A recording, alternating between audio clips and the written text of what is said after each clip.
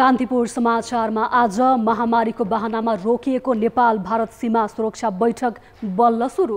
तर नेपालले कुटिने, लुटिने र सीमा अतिक्रमणका मुद्दा समेत उठाउन सकेन नेपालले। यस सम्बन्धी विशेष रिपोर्ट। आज पनि संवैधानिक आयोगहरूको अवस्थामाथि गरिएको रिपोर्टिङको दोस्रो श्रृङ्खलामा राष्ट्रिय मानवाधिकार आयोग साथै देशभरका सामुदायिक विद्यालयमा 17,000 शिक्षक अपुग र घटस्थापनाको दिनदेखि खुल्ने तयारीमा रहेका सिनेमा हल सम्बन्धी समाचार।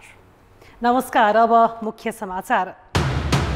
नेपाल भारत सीमा सुरक्षा बैठकमा दार्चुला तुइल प्रकरणबारे कुरै उठेन। एसएसबीको ज्यादतीदेखि सीमा मिचिएको विषय पनि ओछेलमा। नाकामा नेपाली कुटिने र लुटिने क्रम उस्तै। मानव अधिकार उल्लङ्घनका 86% घटनामा पीडितले न्याय नै पाएनन्। कारबाहीका लागि आयोगले गरेका सिफारिस पनि सरकारले मानेन। राष्ट्रिय मानवाधिकार आयोगले गरेका सिफारिसहरू कार्यान्वयन गर्ने कुरामा सरकार उदासीन छ। नेपालमा उत्पादित बिजुली निकासी हुन नसक्दा सरकारलाई दैनिक 1.5 करोड घाटा। भारत निकासीका लागि प्राधिकरणको पहल पुगेन। खपत बढाउन नसक्नु थप कमजोरी। फ्रान्समा गत 71 वर्षमा 2 लाखभन्दा बढी बालबालिका पादरीबाट यौन दुर्व्यवहारमा परेको खुलासा। चर्चभित्रै अपराध हुँदा समेत सरकार मुखदर्शक। र सबिन मेमोरियल ए डिभिजन राष्ट्रिय फुटसल लिगको प्लेअफमा फुटसल 5 को यात्रा समाप्त। झर्नासँगै लुम्बिनी फुटसल रेलिगेसनमा।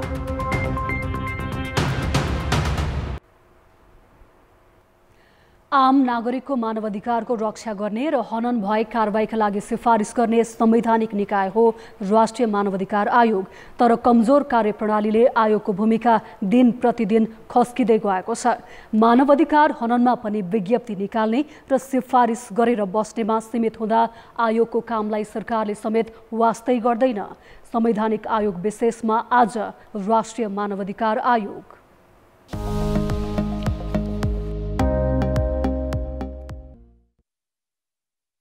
राष्ट्रिय मानवाधिकार आयोगले अघिल्लो असोजमा 288 मानवाधिकार उल्लङ्घनकर्ताको नाम कालो सूचीमा राखेर कारबाहीका लागि सरकारलाई सिफारिस गरेको थियो। तत्कालीन प्रधान सेनापति प्यारजङ थापा, तत्कालीन प्रहरी महानिरीक्षक कुबेर सिंह राणा र पूर्व गृह सचिव नारायण गोपाल मलेगो समेतले मानव अधिकार उल्लङ्घन गरेको ठहर गर्दै कारबाहीका लागि सिफारिस गरेको थियो। थापालाई भैरवनाथ गढबाट कम्तीमा 43 जना बन्दी बेपत्ता बनाउने घटनामा संलग्न रहेको भनिएको थियो भने मलेगोलाई तराईमा जनधनको क्षति भएको घटनामा दोषीको रूपमा सिफारिस गरिएको छ। यस्ता अन्य दर्जनौं घटनामा दोषी नै किटान गरेर सिफारिस गरेको 1 वर्ष बित्दा समेत सरकारले एकजनालाई पनि कारबाहीको दायरामा ल्याएन। न त त्यसपछि आयोगले नै ताकेता गर्यो। राष्ट्रिय मानवाधिकार आयोगले गरेका सिफारिसहरू कार्यान्वयन गर्ने कुरामा सरकार उदासीन छ र त्यही उदासीन भएकै कारणले पनि हामीले सरकारलाई घचघच्याउनुपर्छ। सिभिल सोसाइटीलाई पनि अलिकति ल यसमा चाहिँ लागौँ भनेर अलि आह्वान गर्नुपर्छ भन्ने सन्दर्भमा पनि हामीले एउटा कम्पाइल्ड रिपोर्ट निकालेका हौँ। आयोगको काम सिफारिस गर्ने र उम्किने जस्तो भइरहेको छ, जसले गर्दा सरकारले पनि प्रतिवेदन जति दराजमा थन्काउने गर्दै आएको छ।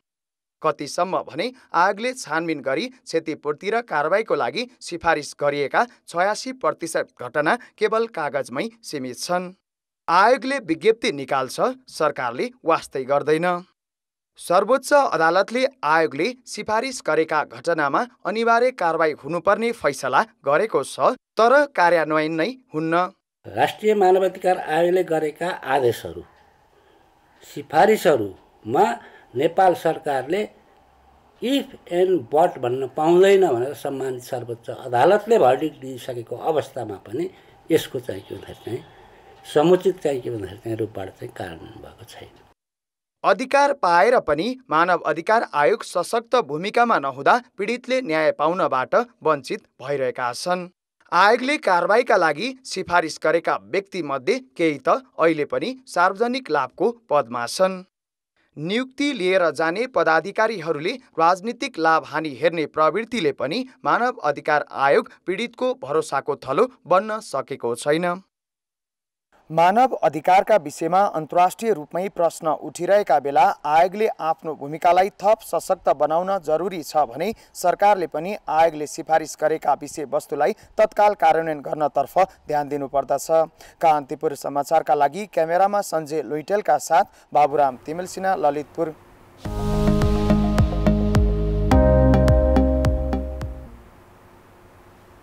नेपाल भारत सीमा सुरक्षा बैठक भारतको राजधानी नयाँ दिल्लीमा आजदेखि सुरु भएको छ। सीमा सुरक्षा, नाकामा हुने अपराध नियन्त्रण, संयुक्त गस्ती लगायत छलफलका कार्यसूची छन्। तर नेपाली पक्षले दार्चुलाको ट्विन घटना लगायत खास गरी भारतीय सीमा सुरक्षा बल एसएसबीबाट भइरहेको ज्यादतीलाई भने सशक्त एजेन्डा बनाउन सकेन। भारतीय सीमा सुरक्षा बल एसएसबीले ट्विन चुडाउँदा दार्चुलाका जयसिंह धामी साउन 15 देखि महाकालीमा बेपत्ता छन्। सीमा नाकामा एसएसबीले नेपालीलाई कुट्ने र लुट्नेदेखि दुर्व्यवहार गर्ने घटना बारम्बार भइरहन्छन्, जसका कारण सीमा क्षेत्रमा बसोबास गर्ने स्थानीय र आउजाउ गर्ने नेपालीहरू प्रायजसो असुरक्षित अनुभव गरिरहन्छन्। 2 वर्षको अन्तरालमा सुरु नेपाल भारत सीमा सुरक्षा बैठकमा यी र यस्ता विषय साझा मुद्दा बन्ने अपेक्षा थियो। तर भारतीय पक्षले बैठकमा औपचारिक कार्यसूची बनाउन चाहेन, न त नेपाली पक्षले नै त्यसलाई सशक्त रूपमा उठायो। आतंकवाद लगायतका गतिविधिहरू नेपालको तर्फबाट भारत पस्न सक्ने खालको आशंका सहितका यताका कुराहरू पनि आएको भन्ने सुनिएको छ। त्यसैगरी नेपाल पक्षले पनि आफ्नो सुरक्षाका चासोहरू सरोकारहरू भारत पक्षसँग राखेको छ। महत्त्वपूर्ण मानिएको र चर्चा रहेको दार्चुलामा भनौँ ट्विन काण्डको विषयमा बैठकमा विषय औपचारिक रूपमा प्रवेश पाइसकेको छैन। 2 वर्ष अघि पोखरामा भएको सीमा सुरक्षा बैठकले 8 बुँदे सहमति गर्दा सीमा अपराध र आतंकवाद नियन्त्रण गर्ने भनिएको थियो। संयुक्त सुरक्षा अभ्यासदेखि नियमित गस्ती गर्न पनि दुवै पक्ष सहमत भएका थिए। तर एसएसबीकै संलग्नतामा जयसिंह धामी महाकालीमा बेपत्ता पारिएको घटना यसपटक छलफलको सूचीमै राखिएको छैन। किन राखिएन भन्ने बारे पनि गृह मन्त्रालयले खुलाउन चाहन्न। जयसिंह धामीको अरू नेपाल भारत विभिन्न इस्युहरू होला, सबै मैले अघि नै भनिरहेको छु, होल गभर्मेन्टको यसले रिप्रेजेन्ट गर्दैन।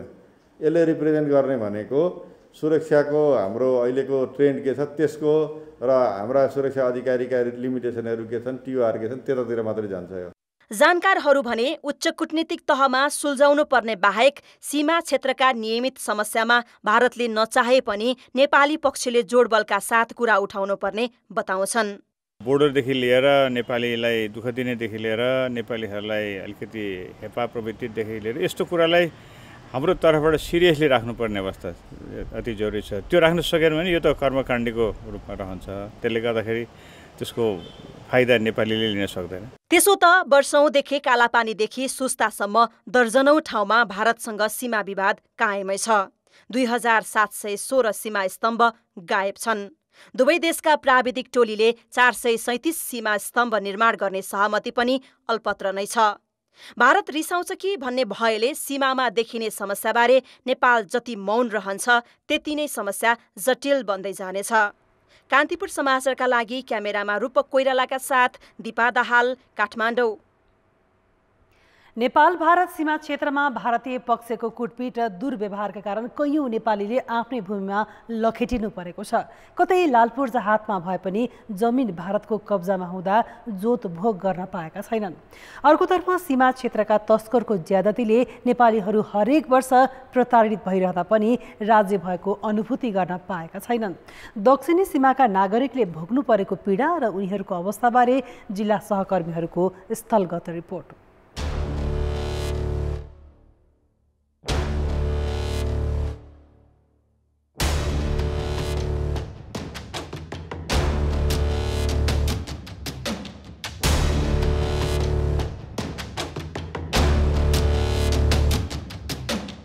कैलालीको धनगढी उपमहानगरपालिका वडा नम्बर 10 स्थित यो क्षेत्रमा झन्डै 1 वर्ष अघि मोटर तस्करको समूहबाट 2 जना सुरक्षाकर्मी मारिएका थिए।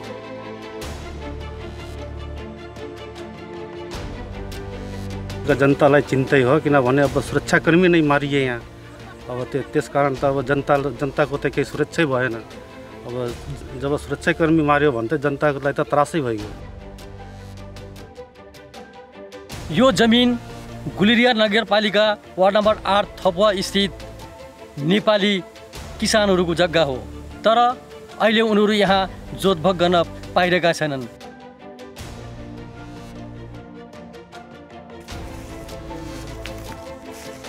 मेरो चाहिँ 5-6 बिघा जग्गा चाहिँ भारतले जबरजस्ती चाहिँ कब्जा गर्यो अनि त्यसमा हामी चाहिँ अलिकता चाहिँ जुलुम गर्छु भए चाहिँ एसएसबी पनि हामीलाई चाहिँ परेशान गर्छ अनि त्यो चाहिँ लालपूर्जामा हाम्रो छ, नक्सामा पनि जग्गा छ, तिनीहरू चाहिँ जबरजस्ती इन्डियावाला कब्जा गरिसकेका छन् एसएसबीको आडमा।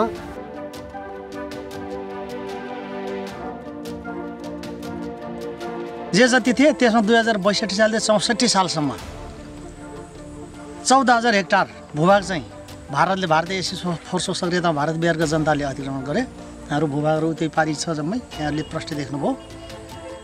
र अरू जमिन चाहिँ विवाद भन्ने राखिदियो र अहिले सुस्तावासीको जोतभोगमा चाहिँ 7,500 हेक्टर चाहिँ छ, अरू चाहिँ जम्मै भारतले अतिक्रमण गरिसकेको।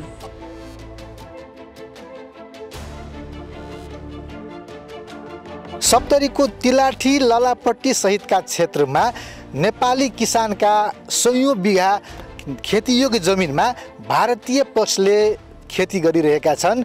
यहाँसम्म कि 10 गजा क्षेत्रमा ललापट्टी राजपुर क्षेत्रमा पक्की कल्भट र ग्रामीण सडक नै 10 गजा क्षेत्रमै निर्माण भएको छ। तर यो समस्या समाधानतर्फ नेपाल सरकार गम्भीर हुन सकेको छैन।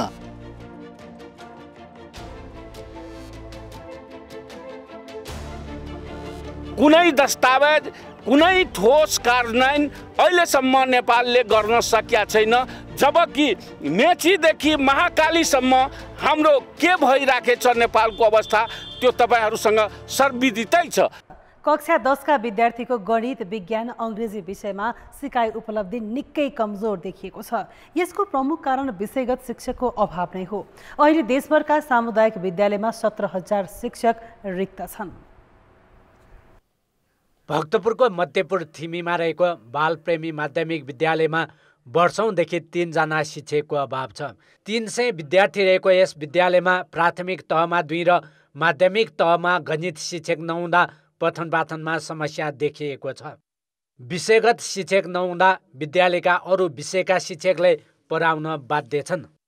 अन्य शिक्षकहरूलाई कक्षाको भार बढ्नाले विद्यार्थीको गुणस्तरमा अलिकति सोचेको उपलब्धि हासिल गर्न गाह्रै पर्दो रहेछ भने माविमा चाहिँ अन्य शिक्षक सब्जेक्ट टिचरबाट क्लास चलाइराख्नु पर्दा गणित शिक्षक नहुँदाखेरि हामीलाई चाहिँ गणितको सिकाइ उपलब्धि बढाउन र यो अन्य शिक्षक एब्सेन्ट भइदिँदाखेरि हामीलाई अलिकति गाह्रो पर्छ। यो समस्याको रूपमा रहेको छ। भक्तपुरको बालप्रेमी जस्तै धेरै सामुदायिक विद्यालयमा शिक्षक अभाव छ। शिक्षा मन्त्रालय शिक्षा तथा मानव स्रोत विकास केन्द्रका अनुसार प्राथमिक तहमा 12,912, निमाविमा 2,593 र माध्यमिक तहमा 1,542 शिक्षक रिक्त छन्। त्यसमा पनि अङ्ग्रेजी, गणित र विज्ञान विषयका शिक्षकको अभाव धेरै छ। विषयगत शिक्षकको अभावमा पठन पाठनमा परेको असर विद्यालय तह र एसई परीक्षाको नतिजामा प्रष्ट देखिन्छ।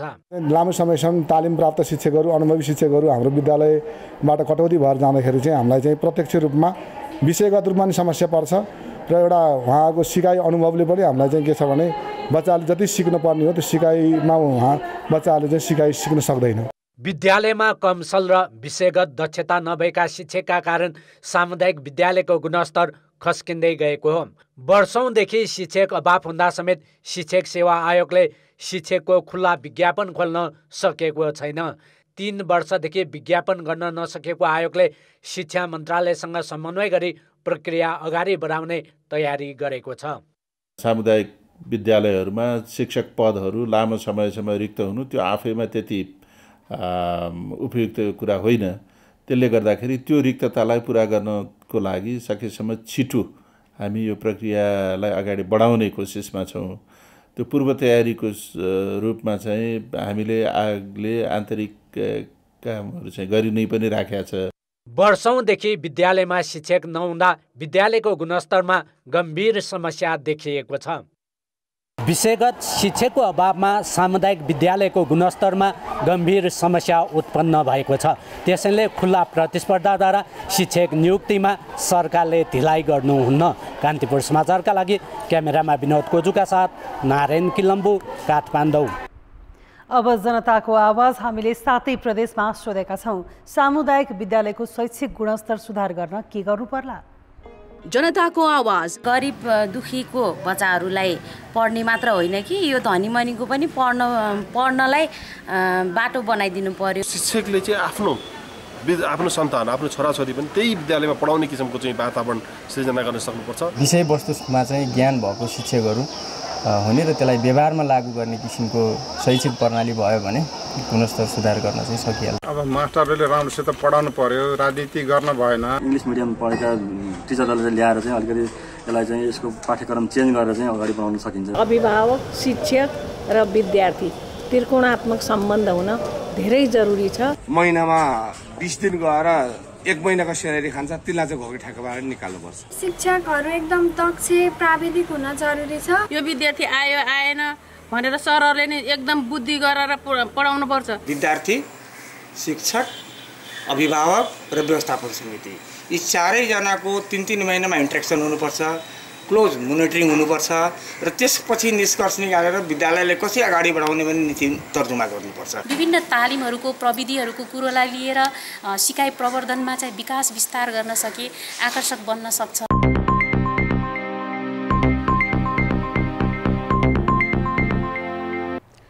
सरकारले नेपाल धितोपत्र बोर्डका अध्यक्ष भीष्मराज ढुङ्गानालाई बर्खास्त गरेको छ।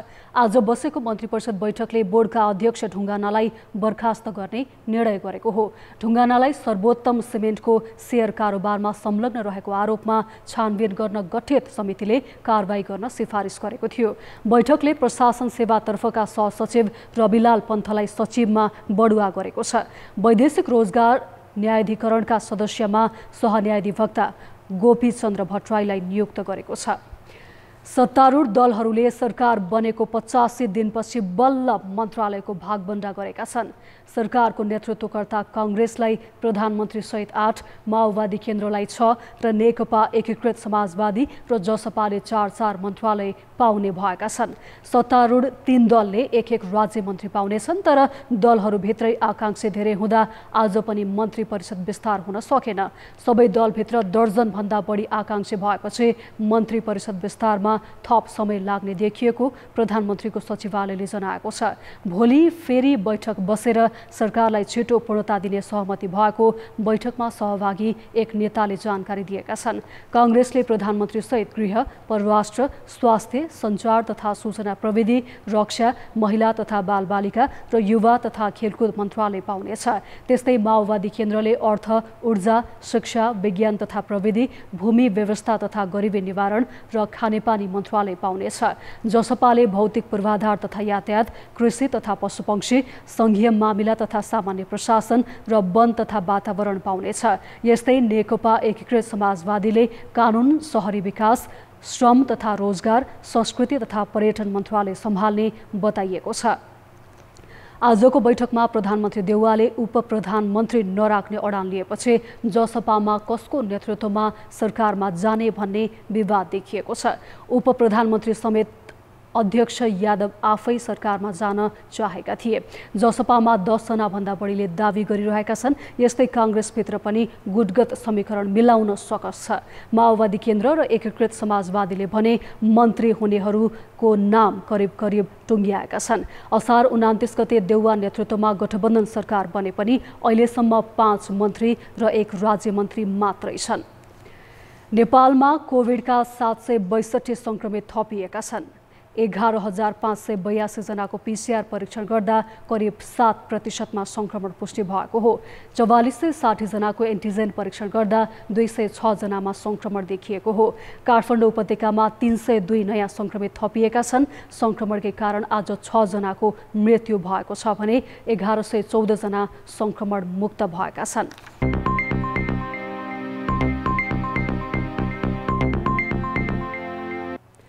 दैनिक 18 घण्टासम्म लोड सेडिङ भोगेका हामीलाई नेपालमै उत्पादित बिजुली नबिकेर खेर गइरहेको छ भन्ने झट्ट सुन्दा अचम्म लाग्छ। तर यथार्थ यही हो। बिजुली नबिकेर विद्युत प्राधिकरणले दैनिक सरदर 1.5 करोड रुपियाँ घाटा बेहोर्दै आएको छ। भारतलाई बेच्न र आन्तरिक बजार विस्तार गर्न नसक्दा मुलुकमै उत्पादित बिजुली खेर गइरहेको हो। आइतबार मात्रै नेपाल विद्युत प्राधिकरणले नेपालमै उत्पादित बिजुली खेर जाँदा 1 करोड 80 लाख रुपियाँ घाटा बेहोर्नु पर्यो। भदौ यता औसतमा दैनिक 1500 मेगावाट आवर बिजुली खेर गइरहेको छ। अर्थात् 45 दिनमा मात्रै प्राधिकरणले 67 करोड रुपियाँ बराबरको बिजुली बेच्न नपाएर खेर फाल्नु परेको छ। नदीमा सफा पानी बग्ने भएकाले असोज कार्तिक महिना विद्युत उत्पादन धेरै हुने समय हो। तर यही बेला चाडपर्वका कारण उद्योग धन्दा कम चल्छन्। घरायसी खपत पनि घट्दा बिजुलीको माग कम हुन्छ। माग कम र उत्पादन बढी हुँदा नोक्सानी झनै बढेर जाने देखिन्छ। असोज र कार्तिकमा चाहिँ सबैभन्दा फेरि एनर्जी पनि सबै हाइड्रो पावरहरूले म्याक्सिमम एनर्जी जेनेरेट गर्ने समय हो। एकदम सही कुरा हो। र त्यही बेला चाहिँ हाम्रो के हुन्छ भनेदेखि तराईमा भन्नुहोस् काठमाडौँ देशभर चाहिँ के हुन्छ सप्लाई डिमान्ड चाहिँ घट्ने क्रम हो। त्यहाँ दुईवटा फ्याक्टरले काम गर्छ। एउटा हाम्रो राष्ट्रिय पर्व पर्छ यो समयमा, दसैँ तिहार र छठ। त्यसले गर्दाखेरि अधिकांश तपाईँको उद्योग धन्दा कल कारखाना अफिस सबै बन्द हुन्छ होइन। अब यो चाहिँ सबैभन्दा कठिन समय हो नेपाल विद्युत प्राधिकरणको लागि। 2085 सालसम्ममा छिमेकी मुलुकमा 5000 मेगावाट बिजुली बिक्री गर्ने लक्ष्य ऊर्जा श्वेतपत्रमा छ। उत्पादन बन्न थालेपछि प्राधिकरणले पहिलो चरणमा 456 मेगावाटको माथिल्लो तामाकोशी र 45 मेगावाटको भोटेकोशी आयोजनाको विद्युत भारतमा बेच्ने गरी 6 महिना अघि प्रस्ताव पनि गरेको थियो। तर भदौदेखि बिजुली बेच्ने अवस्था भए पनि ऊर्जा मन्त्रालय र प्राधिकरणले निर्णायक पहल नगर्दा भारत निकासी हुन सकेन। बरु भारतले कार्यविधिमै चीन लगायतका मुलुकको लगानीमा बनेका आयोजनाको विद्युत खरिद नगर्ने भन्यो। सरकारले समयमै आन्तरिक बजारमा खपत बढाउने योजना बनाउनु पर्थ्यो, त्यो पनि छैन। उत्पादनको समस्या भएन। अब समस्या के हो भन्दाखेरि चाहिँ खपत हो। र सरकार केमा मक्ख पर्यो भने त्यो लोड सेडिङ अन्त्य गऱ्यौँ भनेर त्यसैमा मक्ख पर्यो। लोड सेडिङ अन्त्य भने चाहिँ तपाईँको चाहिँ माथिको त्यो बत्ती बाल्नेले मात्रै हो लोड सेडिङ भने। त्यो अन्त्य गर्यो भनेर चाहिँ सरकार मक्ख पर्यो।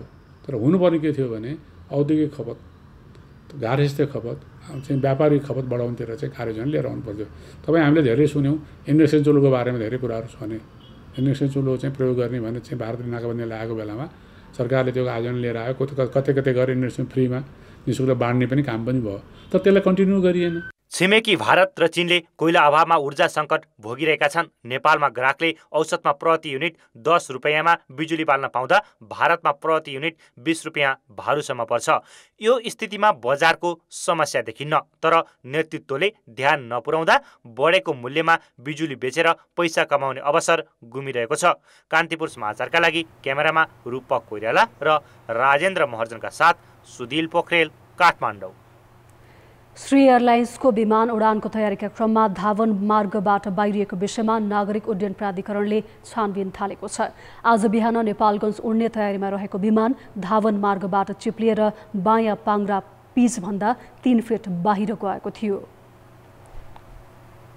पार्किङबाट जुन पेभ एरिया छ, पिच एरियामै जहाँ चाहिँ गुडाउँदै लानुपर्नेमा एउटा चक्का पिचभन्दा बाहिर पऱ्यो कि ग्रासमा पऱ्यो होइन। हामी पनि गाडी चलाउँदाखेरि कहिलेकाहीँ साइडमा पुग्छ नि होइन। अब त्यो अननोइङली अथवा कहिलेकाहीँ चाहिँ बाहिर साइडमा एउटा चक्का बाहिर बस्छ, त्यति बेला चाहिँ अब त्यहाँ सफ्ट छ भने त्यहाँ धसिने भयो, अड्किने भयो, फस्ने भयो, चक्का फस्ने भयो, त्यही फसेको हो। घाँसे मैदानमा फसेको विमानलाई करिब 2 घण्टा लगाएर प्राविधिकहरूले बाहिर ल्याएका थिए। विमानमा सवार 76 यात्रु ओह्रालेर अर्को विमानमा सारिएको थियो। चलचित्र विकास बोर्डले दशैंको घटस्थापनादेखि सिनेमा हलहरू खोल्ने निर्णय गरेको छ। चलचित्र विकास बोर्ड, निर्माता सङ्घ र चलचित्र सङ्घले आज संयुक्त कार्यक्रम गरी सिनेमा हल खुलाउने निर्णय गरेका हुन्। कोरोना महामारीका कारण करिब 20 महिनादेखि सिनेमा हल बन्द थिए। चलचित्र कर्मीले महामारीका कारण भोग्नु परेको क्षतिबाट सिने उद्योगलाई उकास्न सरकारसँग अनुरोध गरेका थिए।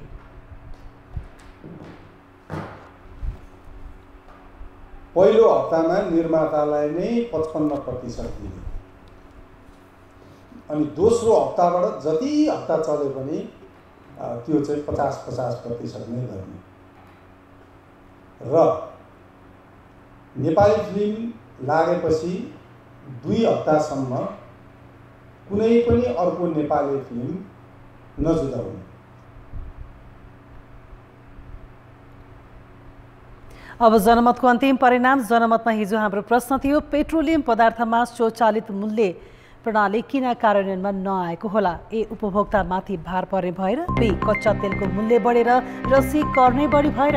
जनमतको अन्तिम परिणाम यस्तो छ, ए, उपभोक्तामाथि भार पर्ने भएरमा 35%, बी, कच्चा तेलको मूल्य बढेरमा 49% र सी, कर नै बढी भएरमा 16% मत प्राप्त भएको छ।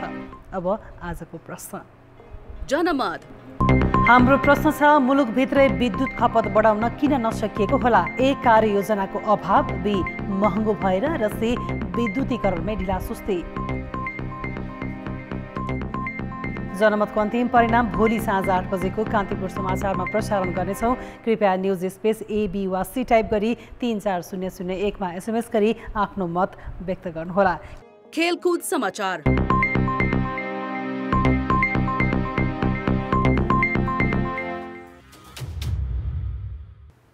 कान्तिपुर खेलकुद समाचारमा स्वागत छ। फुटसल 5 ए डिभिजन राष्ट्रिय फुटसल लिगको राउन्ड रोबिनबाटै बाहिरिएको छ। आज भएको लिगको आफ्नो अन्तिम खेलमा फुटसल 5 प्रभात फेरी युथ क्लबसँग 6-2 गोलले स्तब्ध भयो। खेल जितेको भए उसले प्लेअफमा स्थान बनाउने थियो, तर रेलिगेसनबाट जोगिएको र प्लेअफ पुग्न सम्भावना नभएको प्रभात फेरी बाधक बन्यो। खेल सुरु भएको 5औं मिनेटमा धीरज जोशीले लगातार 2 गोल गर्दै प्रभात फेरीलाई अघि बढाएका थिए। 17औं मिनेटमा सन्तलाल गुरुङले टिमका लागि तेस्रो गोल थपे। 20औं मिनेटमा कप्तान सन्दीप कार्कीले गोल गर्दै फुटसल 5 लाई खेलमा फर्काउने प्रयास गरे। 26औं मिनेटमा विवेक सरू मगरले प्रभात फेरीलाई 4-1 को अग्रता दिलाए। 30औं मिनेटमा नयल श्रेष्ठले गोल गरे पनि फुटसल 5 को जित पर्याप्त भएन। 40औं मिनेटमा डोना थापाले गोल गरेपछि प्रभात फेरीले हाइट नोटका साथ 8औं स्थानमा रहँदै लिग टुङ्ग्यायो। फुटसल 5 को हारले सबिन मेमोरियलको बाटो खुलेको हो। यता झरना स्पोर्ट्स क्लबले 1 अङ्क पनि नजोडी आफ्नो यात्रा टुङ्ग्याएको छ। आज भएको खेलमा ढुकु फुटसल क्लबले झरनालाई 5-3 गोलले पराजित गर्यो। यसअघि नै रेलिगेसनमा परेको झरनाको यो लगातार 9औं हार हो। ऊ बिना अङ्क तालिकाको पुछारमा रह्यो। खेल सुरु भएको दोस्रो मिनेटमै दावा शेर्पाको गोल मार्फत ढुकुले अग्रता लिएको थियो। 8औं मिनेटमा झरनाका लागि गङ्गा गुरुङले खेल बराबरीमा ल्याए। 20औं मिनेटमा सुवर्ण तामाङ, 31औं मिनेटमा उर्केन शेर्पा र 27औं मिनेटमा प्रसिद्ध मगरले गोल गरेपछि ढुकु 4-1 ले अघि रह्यो। 32औं मिनेटमा प्रवेश खनाल छेत्री र 37औं मिनेटमा अमित गुरुङले गोल गर्दै खेल 4-3 को स्थितिमा ल्याए। 38औं मिनेटमा अमित लामाले गोल गरेपछि ढुकुले 5-3 को जितका साथ लिग टुङ्ग्यायो। झरनासँगै लुम्बिनी फुटसल पनि रेलिगेसनमा परेको छ। Sabin memorial FC A division राष्ट्रिय फुटसल लिगको प्लेअफमा पुग्ने अन्तिम टोली बनेको छ। उसले आज शङ्कुमुललाई 3-1 गोलले हराउँदै शीर्ष 4 मा स्थान सुरक्षित गरेको हो। लिगको अन्तिम खेलमा जित हात पार्दै क्वालिफायरमा पुग्ने शङ्खमुलको सपनामा सबिन मेमोरियल बाधक बनेको हो। पहिलो हाफको अन्तिम मिनेटमा सबिन प्रधानले गोल गर्दा सबिन मेमोरियल 1-0 ले अघि रह्यो। 24औं मिनेटमा मनिष छेत्रीको गोलसँगै अग्रता दोब्बर भयो। त्यसको 1 मिनेटमा सुसन श्रेष्ठले गोल फर्काए। 34औं मिनेटमा सबिन मेमोरियलले गोल गरेर 3-1 को जित सुनिश्चित बनायो। यो जितपछि 7औं स्थानको सबिन मेमोरियल 3 स्थान सुधार गर्दै प्लेअफमा पुगेको छ। यो पराजयपछि शङ्खमुल भने क्वालिफायरमा पुग्न सकेन। अब घरेलु टोली स्पोर्ट्स क्यासल र the rising club Dharan final प्रवेशका लागि भिड्नेछन्। इलिमिनेटमा सबिन मेमोरियल र शङ्खमुलको प्रतिस्पर्धा हुनेछ। Futsal 5 Dharan, Dhuku futsal hub, Machhindra sky goals तथा प्रभात फेरी युथ क्लबको यात्रा लिग चरणमै सकिएको छ। लुम्बिनी र झरना फुटसल रेलिगेसनमा परेका छन्। त्रिभुवन आर्मी फुटबल क्लबको युथ एकाडेमी आजबाट सुरु भएको छ। आज भद्रकाली स्थित जङ्गी अड्डामा आर्मीले एक समारोहका बीच अन्डर 13 फुटबल एकाडेमीको उद्घाटन गरेको हो। क्लबले नेपालका विभिन्न प्रदेशबाट 500 जना मध्ये 25 खेलाडी छनौट गरेको छ। 2078 साल भाद्र 27 गतेबाट यी खेलाडीले प्रशिक्षण लिइरहेका छन्। उद्घाटन समारोहमा प्रदर्शनी खेल पनि गराइएको थियो, जसमा टिम खवासले टिम प्रिन्सलाई 1-0 गोलले हरायो। अखिल नेपाल फुटबल सङ्घ एन्फा सैनिक आवासीय महाविद्यालय र आर्मी फुटबल क्लब बीच त्रिपक्षीय सम्झौता गरी गत वर्ष आर्मी युथ एकाडेमीको स्थापना गरिएको थियो। आर्मी एफसी क्लब लाइसेन्स प्राप्त गर्ने नेपालको पहिलो ए डिभिजन क्लब हो। एभरेस्ट प्रिमियर लिग इपिएलमा भैरवा ग्ल्याडिएटर्स र काठमाडौँ किङ्स 11 बीच आज हुने भनिएको खेल रद्द भएको छ। यो नतिजापछि साबिक विजेता ललितपुर पेट्रोइट्स लिग चरणबाटै बाहिरियो। वर्षाका कारण ट्युब मैदान चिसो भएपछि लिग चरणको अन्तिम खेल टस नभई रद्द भएको हो। यो नतिजाले भैरवालाई पनि घाटा पुगेको छ। दुवै टिमले 1 अङ्क बाडेपछि भैरवा तेस्रो भएको छ। खेल भएर जित हात पारेको भए उसले क्वालिफायरमा स्थान बनाउने थियो। 5 खेलबाट पोखरा राइनोज र भैरवाको समान 7-7 अङ्क भयो। प्रतियोगिताको नियमअनुसार बढी जित हात पार्ने टिमलाई अघि राखिन्छ। पोखराले 3 र भैरवाले 2 खेल जितेको थियो। काठमाडौँ भने फाइदामा रह्यो। उसले चौथो स्थानमा रहँदै प्लेअफमा स्थान सुरक्षित गरेको छ। आजको हारले काठमाडौँ प्रतियोगिताबाट बाहिरिने र ललितपुर प्लेअफ पुग्ने समीकरण थियो। पहिलो क्वालिफायरमा शीर्ष स्थानको चितवन र पोखरा बीच खेल हुनेछ। जित हात पार्ने टिमले फाइनलमा स्थान बनाउनेछ। हार्ने टिमले एलिमिनेटमा भैरवा र काठमाडौँको विजेतासँग प्रतिस्पर्धा गर्नेछ। कान्तिपुर खेलको समाचार अहिले यति नै। अब मौसम सम्बन्धी जानकारी।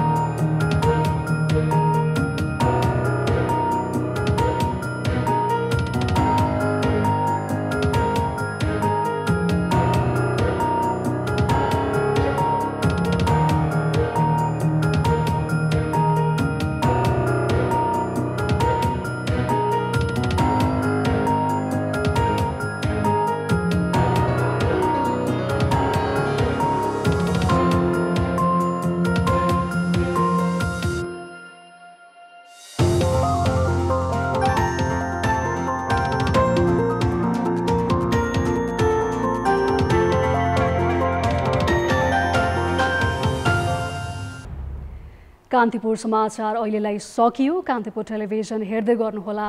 नमस्ते।